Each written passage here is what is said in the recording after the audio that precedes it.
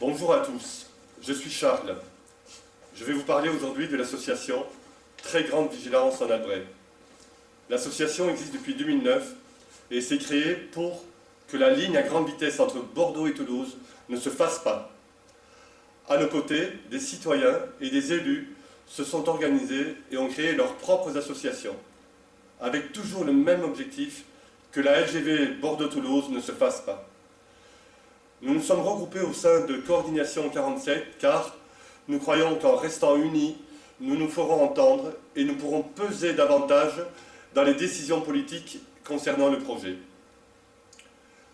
Nous estimons que le coût financier de l'infrastructure est exorbitant, plus de 8 milliards d'euros. Le coût humain est considérable, des milliers de personnes déplacées et de nombreuses expropriations. Le coût environnemental est inacceptable. 260 km de lignes nouvelles impactant la forêt des Landes et des terres agricoles fertiles.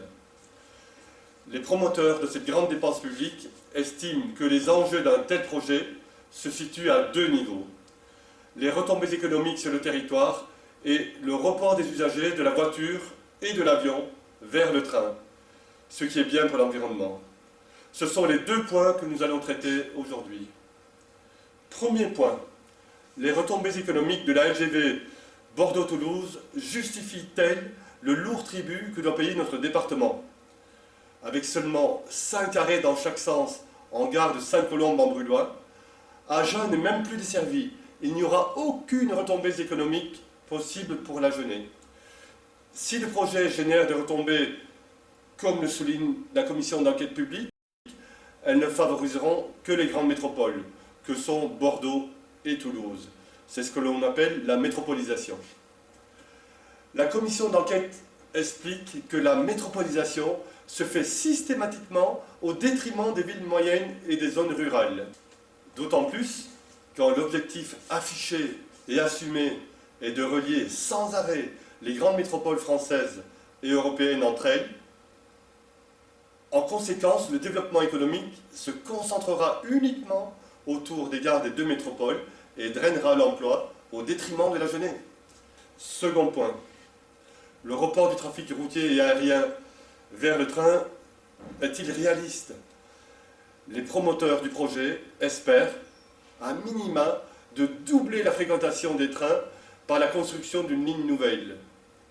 Comme si la seule existence d'une infrastructure allait inciter les gens à voyager plus. Marie de la Place, chercheuse à Paris-Est, souligne dans ses travaux sur l'impact de la LGV sur le développement local que les gens ne font pas plus de trajets parce qu'il y a une LGV. À la limite, les personnes iront plus vite, sauf en cas de retard, mais uniquement sur les trajets qu'elles auraient effectués de toute façon. Pour finir, et je m'arrête pour aujourd'hui, avec la LGV, le trajet de Paris à Agen se fera en 2h45. Sans la LGV, ce même trajet se fera dès 2017 en 3 heures. Pour une différence de 15 minutes, est-il raisonnable d'investir 8 milliards d'euros? À nos côtés, dites non à la LGV Bordeaux-Toulouse et oui à la modernisation des voies existantes.